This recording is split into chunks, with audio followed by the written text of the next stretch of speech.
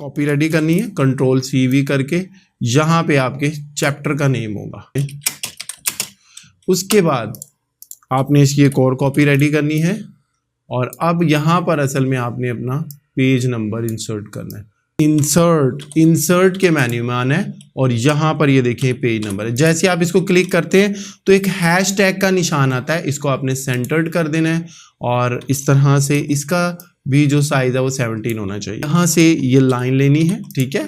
Top पर, बिल्कुल top पे यहाँ पर ये लाइन ड्रॉ की जाएगी, ठीक है। ये लाइन ड्रॉ की है और इस लाइन की जो टॉप पर, पेज के टॉप पे लाइन लगती है, उसकी जो मोटाई होती है वो 3 पॉइंट होती है। यहाँ पे 1 आ रहा है, आप 3 करेंगे और दूसरे नंबर पे आमतौर पर इसको डबल लाइन लिया जाता है। ये देखिए, ये डबल लाइन है। ये हम नीचे वाले हिस्से में आएंगे, यहाँ से फिर लाइन लेंगे, लाइन लेके आपने यहाँ पे लाइन को ड्रॉ करना है।